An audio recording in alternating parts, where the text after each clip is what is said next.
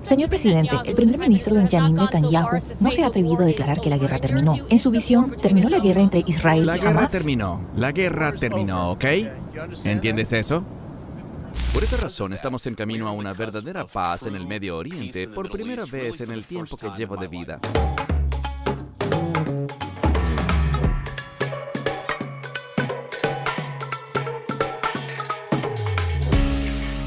Shalom, hermanos y hermanas, gracias por unirse a la discusión de hoy. ¿Es esta la paz eterna? ¿Es este el pacto con muchos del que leemos en el libro de Daniel?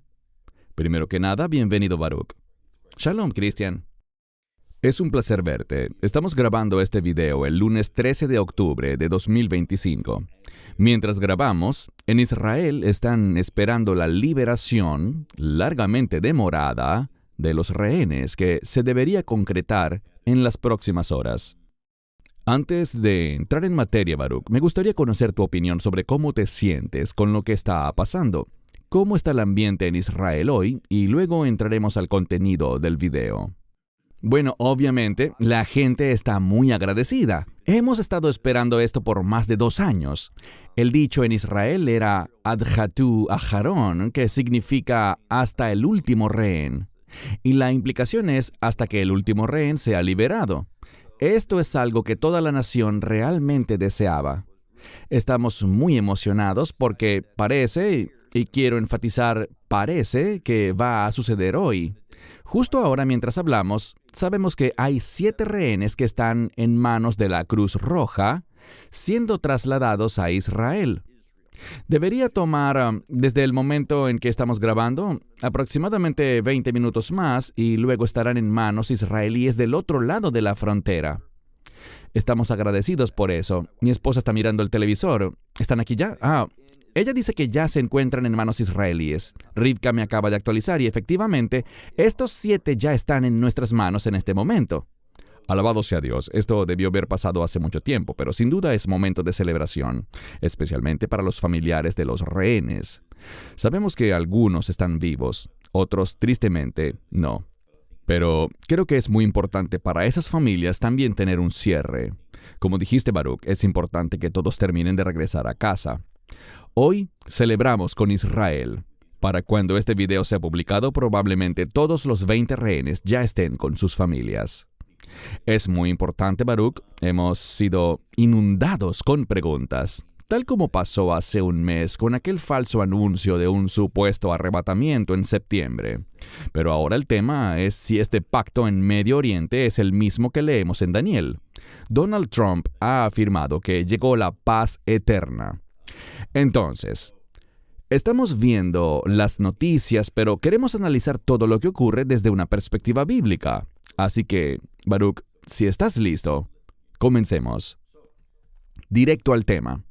El Internet se ha vuelto loco otra vez, con muchos haciendo declaraciones como estas, que estamos viendo la profecía de Daniel cumplida con este acuerdo de paz, y es realmente alarmante ver que declaraciones así se estén propagando en todo el mundo. Creo que es irresponsable que algunos ministerios cristianos compartan que este es realmente el pacto mencionado en Daniel, y, por ende, que el rapto podría ocurrir en cualquier momento. En mi opinión, o bien lo hacen por ignorancia o simplemente para sensacionalizar y obtener clics y vistas en sus videos. Lo mismo pasó hace un mes con las falsas profecías sobre el rapto en septiembre. Creo que necesitamos ir directamente a la palabra de Dios. Daniel 9:27.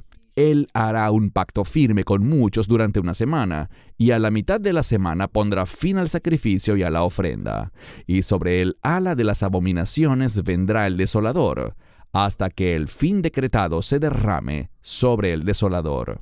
Te daré la palabra, Baruch, para tus comentarios sobre los versos que analizaremos, pero también veremos al final, en orden cronológico, una línea de tiempo que el ministerio Amarás a Israel ha preparado y la revisaremos en detalle. Pero comencemos con tu comentario inicial sobre Daniel 9:27. Este versículo que acabas de citar en Daniel 9:27 nos dice que para que este sea el pacto del que habla Daniel, debe haber un templo funcionando. No hay un templo en Jerusalén ahora mismo. No hay preparativos para ese templo en este momento. Todo ese murmullo en redes sociales sobre la novilla roja es algo desconocido en Israel. La gente habla de eso y hacen videos al respecto, pero no hay esfuerzos reales en Israel ahora mismo, ni del gobierno, ni de líderes religiosos, con respecto a una novilla roja. Entiendo que hay algunas personas particulares intentando hacerlo, pero están en la periferia, no tienen ninguna autoridad y no hay nada oficial en marcha. No se están fabricando en grandes cantidades vestimentas sacerdotales ni nada por el estilo. Todo eso es falso y es risible. Cuando leemos en Daniel 9:27, noten que dice que a la mitad de la semana se pondrá fin al sacrificio. Eso significa que para que este pacto comience, debe haber un templo funcionando. Y no lo hay. Lo que está pasando ahora no tiene nada que ver con nada bíblico, ni con nada basado en las Escrituras conectado con Daniel capítulo 9. No tiene ninguna relación en lo absoluto. Ahora, ¿pueden algunas de estas cosas sentar una base o darnos una lente para entender lo que vendrá? Tal vez, pero de manera directa, nada de lo que está ocurriendo con este supuesto acuerdo de paz tiene algo que ver con la profecía bíblica. Correcto, gracias. Otra escritura que se cita muy responsablemente junto con esta es 1 Tesalonicenses 5:3. Mientras que la gente diga hay paz y seguridad, entonces les sobrevendrá una destrucción repentina, como los dolores de parto a la mujer encinta, y no escaparán. Antes de tus comentarios, creo que suelen usar estas dos escrituras, porque escuchamos a algunos de esos políticos alrededor del mundo, no solo a Trump, todos citando paz y seguridad, paz y seguridad. Todos lo hacen. Y allí es cuando estas personas sensacionalistas o ignorantes, que solo quieren atraer vistas a sus videos, juntan estas dos escrituras. Analizaremos el cronograma un poco más adelante, como ya dije, pero ¿puedes decirnos en contexto a qué se refiere esta escritura? En mi opinión, por lo que entiendo de esto, habrá un tiempo de gran inestabilidad que será causado por el carnero del que habla Daniel, capítulo 8. El carnero tiene una conexión con Persia y Media, que son los medos y los persas. Serán una fuente de gran inestabilidad en todo el mundo. Y estoy hablando de Irán. Eso ciertamente ha sucedido recientemente, pero va a empeorar. Aquí en Israel ahora mismo se escucha que Irán está muy decidido a intentar reparar lo que fue severamente dañado por el ataque de Israel y luego de Estados Unidos semanas atrás. No se han rendido, no están disuadidos, van a intentar reparar y recuperar su poderío. Ellos serán una fuente de gran inestabilidad, pero sabemos algo. La primera bestia mencionada en Apocalipsis 13 es el imperio del anticristo. Y luego tenemos una segunda bestia que sale de la tierra. La primera sale del mar, y el mar representa inestabilidad. Por ejemplo, cuando miramos la Nueva Jerusalén, no existe el mar. ¿Qué significa eso? Que no habrá tiempos turbulentos, inestabilidad ni cosas por el estilo en la Nueva Jerusalén. El imperio del anticristo surgirá de la inestabilidad, pero el anticristo mismo se manifestará en un tiempo de estabilidad. En cuanto al texto que dice que cuando la gente diga paz y seguridad, entonces vendrá destrucción repentina, lo que vemos es que el anticristo se revelará en un momento muy, pero muy estable. Un buen momento donde se disfrutan una falsa prosperidad, una falsa paz y una falsa seguridad. Pero poco después de que tome el poder y esté liderando ese imperio, entonces vendrá esa destrucción repentina. Ese es mi entendimiento del tiempo en 1 Tesalonicenses 5:3. Muy bien, gracias. Mateo 24:15 al 22, específicamente sobre la abominación desoladora. Por tanto, cuando veáis en el lugar santo la abominación desoladora de la que habló el profeta Daniel, el que lee entienda, entonces los que estén en Judea huyan a los montes. El que esté en la azotea no baje a recoger lo que tenga en su casa, y el que esté en el campo no vuelva atrás a recoger su manto. ay de las mujeres embarazadas y de las que críen en aquellos días. Orad para que vuestra huida no sea en invierno ni en sábado, porque habrá entonces una gran tribulación, cual no la ha habido desde el principio del mundo hasta ahora, ni la habrá jamás. Y si aquellos días no se hubieren acortado, nadie se salvará. Pero por amor a los elegidos, aquellos días serán acortados. Una vez más, Baruch. Y, como dije, vamos a ver una clara ilustración más adelante de la línea del tiempo. Pero, en contexto, ¿cuándo se aplica este periodo de tiempo? Bueno, esto no tiene nada que ver con la iglesia. Si te fijas, esto es Mateo 24, comenzando con el versículo 15. En Mateo 24, 14, el versículo anterior, dice que el Evangelio debe ser predicado a todas las naciones como testimonio para ellas, el Evangelio del reino. Luego dice al final de ese verso, del verso 14, entonces vendrá el fin. ¿De qué fin estamos hablando? Del fin de la era de la iglesia, que tendrá lugar con el arrebatamiento. Aquí se menciona la abominación desoladora. Literalmente, hace 3 días, el viernes de la semana pasada, estaba hablando con un grupo de líderes. Tuvimos una conferencia y les pregunté. Y, atención, estos no son gente recién llegada a la iglesia. Te hablo de pastores de iglesias que han tenido formación bíblica. Les dije, ¿qué es la abominación desoladora?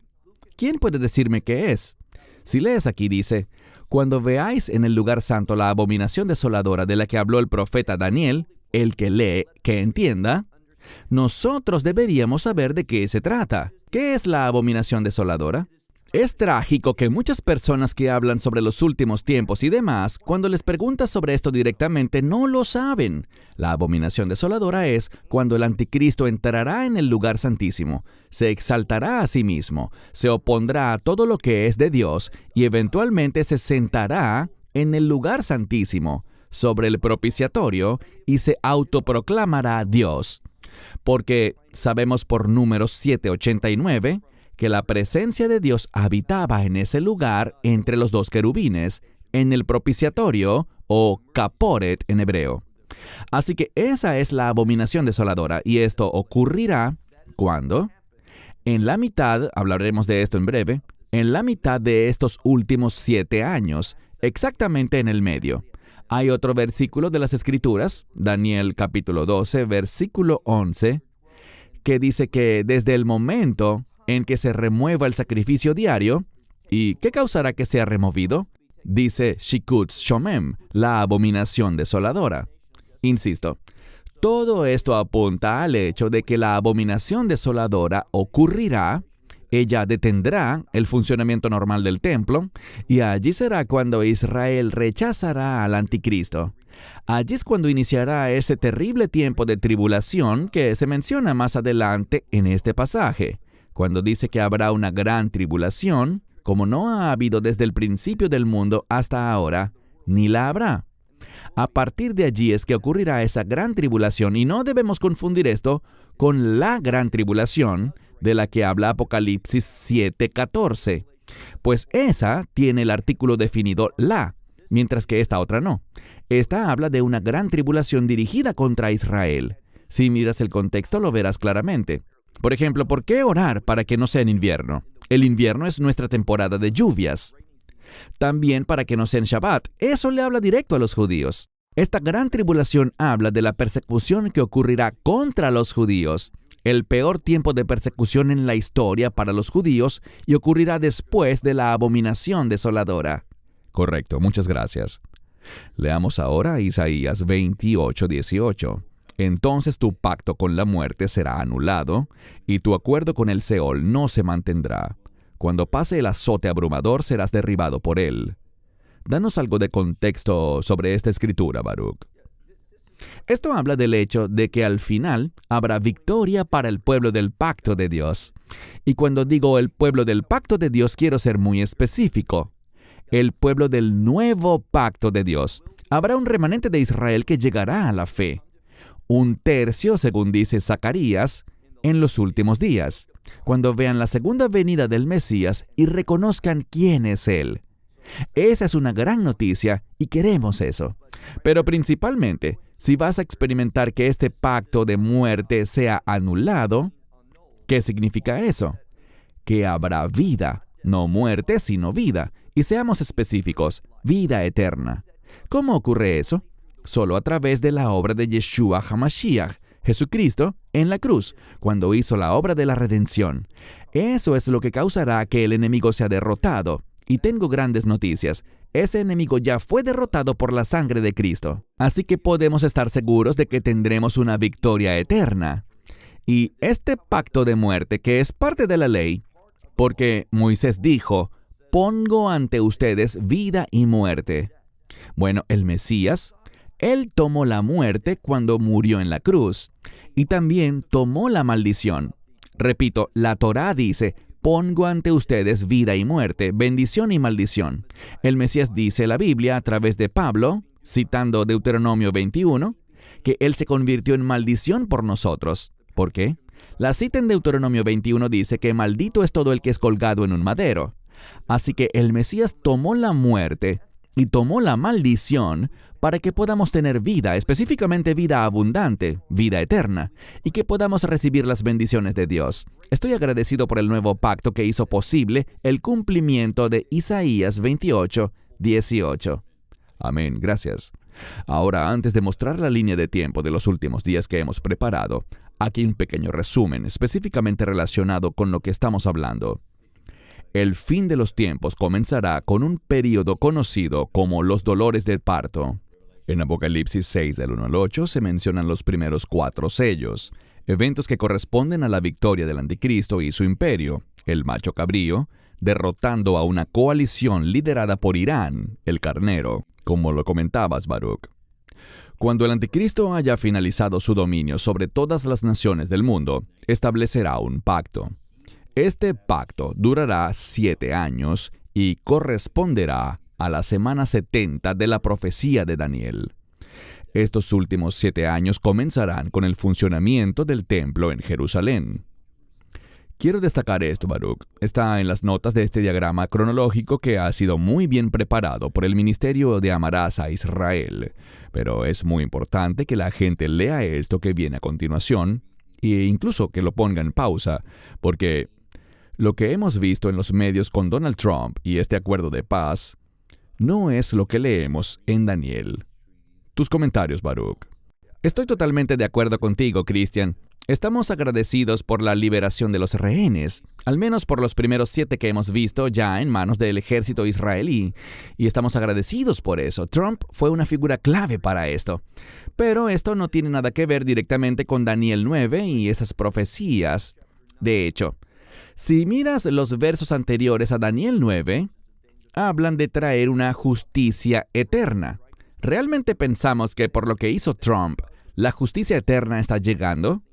La justicia eterna se refiere al reino de Dios. Mucho más debe ocurrir antes de que se establezca el reino milenial. Mucho más va a pasar. Y en cuanto a la paz eterna, esto es ridículo porque sabemos que los últimos 7 años terminarán con una gran guerra llamada la guerra de Gog y Magog. Así que todo esto está en el futuro. No nos dejemos confundir, ni nos dejemos engañar. No habrá paz eterna hasta que el Mesías venga y establezca su reino milenial, e incluso después de eso habrá una guerra.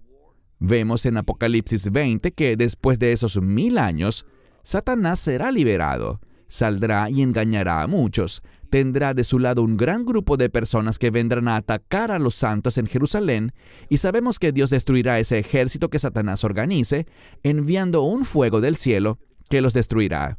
Así que no hay paz eterna en el futuro inmediato. La paz eterna solo ocurrirá con el establecimiento de la nueva Jerusalén, que tendrá lugar después de los 1000 años del reino milenial. Genial, gracias. Ahora, este es el cronograma o la línea de tiempo de la que hemos hablado. No lo revisaremos todo ahora, pero quisiera hacer un paréntesis y decirles que esto solo lo teníamos en inglés, como lo ven en la parte superior, pero Einstein Guzmán nos colaboró con el fin de que pudiéramos tenerlo también en español. Le damos las gracias a Einstein por eso, Y aprovecho para aclarar rápidamente que muchos en sus comentarios me agradecen a mí por las traducciones a español, pero quiero ser muy claro en que yo no tengo nada que ver con esas traducciones. Todo eso lo maneja Einstein Guzmán, quien hace un trabajo excelente no solo traduciendo, sino doblando tanto mi voz como la de Baruch. Así que quise dejar esta pequeña nota de agradecimiento a Einstein por todo el trabajo que ha venido realizando. Bien. Dolores de parto, lo vemos aquí en el lado izquierdo. Lo primero es Daniel 8 con el carnero y el macho cabrío, y luego Apocalipsis 6 del 1 al 8. Esta etapa ocurre mucho antes de lo que luego vemos allí como el quinto sello, donde ya estará funcionando un templo en Jerusalén durante la primera mitad de esa semana. Luego viene la abominación desoladora, luego el sexto sello, luego el sellado de las 12 tribus de Israel y luego el arrebatamiento. Muchos dirán, pero nos dijeron que escaparíamos de la ira de Dios. Y es verdad. Por eso es que vemos que después del rapto es cuando vemos el tiempo de la angustia de Jacob con los juicios de las trompetas y los juicios de las copas. Muy importante que entendamos bíblicamente el orden cronológico de cada cosa. Tus comentarios hasta este punto, Baruch. Creo que has hecho un excelente trabajo explicando esto. Quiero citar un versículo al que siempre me refiero y es 1 Tesalonicenses 5:9, que promete a aquellos que forman parte del nuevo pacto, de la fe en el Evangelio, de la fe en Cristo, que nunca experimentaremos la ira de Dios. No fuimos destinados para ira, sino para salvación, dice la Biblia. Es muy importante que sepamos esto. No hay ninguna razón bíblica, y lo digo con frecuencia y desafío a la gente, demuéstrame dónde estoy equivocado, porque no veo ninguna razón en ningún lugar de la Biblia para que nos refiramos al pacto en relación con la tribulación, con esos últimos 7 años, la semana 70 de Daniel. En ninguna parte de la Biblia se hace eso. Así que no sé por qué la gente habla del rapto antes, en medio o después de la tribulación. Nada de eso es bíblico. Es un concepto humano que se ha vuelto muy popular. La gente usa esos términos, pero no hay ninguna razón bíblica para verlo así. Lo que sabemos, por supuesto, y ambos estamos de acuerdo, es que nadie sabe el día ni la hora. Eso está muy claro en la Escritura. Y dice que ni siquiera el Hijo del Hombre, ni siquiera Yeshua lo sabe. ¿Por qué razón? Y hay algo más. Si miras las traducciones bíblicas, muchas dicen que entonces vendrá el Hijo del Hombre. Pero la Biblia no dice eso. El griego original dice que el Hijo del Hombre será hecho venir o que será traído. Está en pasivo. No sé por qué los traductores de la Biblia simplemente ignoran la voz pasiva. ¿Por qué eso es importante? Porque enfatiza la sumisión del Mesías, su humildad, su obediencia. Él está esperando. Él no está en control. Él es sumiso, como hijo de Dios que es. Es sumiso a su Padre y está esperando la orden de su Padre para luego llevarla a cabo con fidelidad. Por eso es que dice, en general, cuando la Biblia habla de la venida de Cristo para el arrebatamiento, siempre lo coloca en pasivo. Él es hecho venir. Él está esperando esa orden de su Padre Celestial como el Hijo de Dios perfectamente obediente que es. Eso va a pasar. Nadie sabe ni el día ni la hora, pero sabemos que ocurrirá antes de que comience la ira de Dios. Luego, después del rapto, vemos los juicios de las trompetas y los juicios de las copas. Algo importante sobre eso es que si miras de qué tratan estos juicios, no tendrán explicación humana posible. La única explicación será que esto es obra de Dios. Y lo que Dios quiere es que la gente se aparte de sus caminos malvados. No vendrán 144,000 evangelistas judíos, como muchos maestros bíblicos han afirmado. No existen 144,000 evangelistas. Ahora, los primeros 144,000 que menciona Apocalipsis 7 sí son judíos. Cuando llegamos al capítulo 14, todos tienen una conexión con el Mesías. Es lo que leemos aquí. Dice que los siguen y que son vírgenes. ¿Qué significa eso? Que no se involucraron en idolatría. Ellos son vírgenes y siguen al Cordero donde quiera que va. Eso habla de su fidelidad. En conclusión, debemos entender esta línea de tiempo y tener claras nuestras expectativas. Aprovecho de agradecerte a ti y a Einstein por haber traducido esto a español. Realmente no sabía que habían hecho este trabajo. Muchas gracias. Sí, él lo hizo, absolutamente. Bien, hermanos y hermanas, creo que es muy importante aclarar una vez más que no buscamos ser negativos. Nos han acusado de eso. Ocurrió el mes pasado con el tema del falso arrebatamiento. Nos acusaron de ser negativos. Todos esperamos ansiosamente el regreso del Señor, el arpazo, nuestra esperanza bendita. Sabemos que ocurrirá, solo que estamos tratando de proteger a la gente de falsas enseñanzas. La gente se emociona, pero luego cuando no pasa nada se deprimen y se desaniman. No queremos eso. Queremos indicarles la verdad bíblica. Igualmente, tenemos en este momento a muchos enseñando por todas partes. Sí, este acuerdo de paz es lo que vemos en Daniel 9:25, donde dice que Él hará un pacto con muchos. Pero no miran todo lo que acabamos de analizar. Deben leer todo el pasaje en su contexto. Tiene que haber un templo funcionando en ese momento para que esto se pueda cumplir. Eso es muy importante. Baruch, algunos comentarios finales. Oramos porque todos los 20 rehenes sean liberados en las próximas horas. ¿Cuál es el sentimiento? Porque la gente me lo pregunta a mí, pero yo no vivo en Israel. Yo siempre los refiero contigo. Pero, ¿cuál es el sentimiento en general? Por supuesto, todos estamos aliviados y agradecidos al ver que los rehenes están volviendo a casa hoy. Pero, ¿cuál es el sentimiento en general con respecto al gobierno? A Benjamín Netanyahu, ¿cuál ha sido el sentimiento en líneas generales? Creo que hay una fuerte y tal vez apropiada vacilación en cuanto a apoyar a Netanyahu. La razón por la cual lo digo es que lleva demasiado tiempo en el poder. Ha sido primer ministro por más tiempo que nadie en la historia de Israel. Seamos honestos, él ha hecho muchas cosas buenas. Aprecio algunas de las posturas firmes que ha tomado. Lo que ha hecho para deshacerse de Nasrallah, el jefe de Hezbollah, lo que ha hecho al atacar a Irán. Personalmente, no estoy de acuerdo con Estados Unidos. Yo creo que atacar a Qatar fue lo correcto. Ellos estaban albergando a los líderes de Hamas. Y todo lo que pasó el 7 de octubre fue planeado en Qatar con el apoyo de Qatar. También pienso que Egipto tiene mucho de qué ser culpado, porque todas estas armas, todas estas cosas que han entrado y las finanzas han pasado por Egipto. Egipto se ha hecho de la vista gorda ante el apoyo de Irán y de otras naciones que han ayudado a Hamas. Estoy muy decepcionado con eso. Y Benjamín Netanyahu es el primer ministro. Él tiene que rendir cuentas por eso. Pero al mismo tiempo, estoy agradecido por su disposición a resistir la presión internacional y tomar decisiones difíciles, haciendo incluso cosas muy impopulares. Sin embargo, creo que su tiempo como primer ministro debería terminar. Creo que hay muchas personas competentes para ese cargo. Una es Gilad Erdan, que ha sido embajador de Israel en los Estados Unidos. También ha sido nuestro embajador ante las Naciones Unidas. Realmente ha crecido. Me gusta su política y sus posturas. Creo que sería un gran primer ministro para Israel. Me gustaría que eso ocurriera. Pero, de todos modos, el sentimiento es que hay mucha negatividad hacia Netanyahu en Israel y hay mucho enojo. Esto es algo innegable en cuanto a que el 7 de octubre ocurriera bajo la vigilancia de Netanyahu. El ejército estaba dormido. No hay dudas al respecto. Eso es trágico. Fue una respuesta muy lenta para que se activaran e hicieran algo después del 7 de octubre. Pero, en fin, ese es mi punto de vista.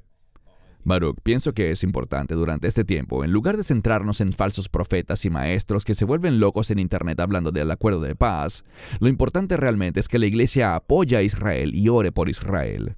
Desafortunadamente, en mi humilde opinión, no la del ministerio, ninguna de las personas que representan a Hamas es confiable.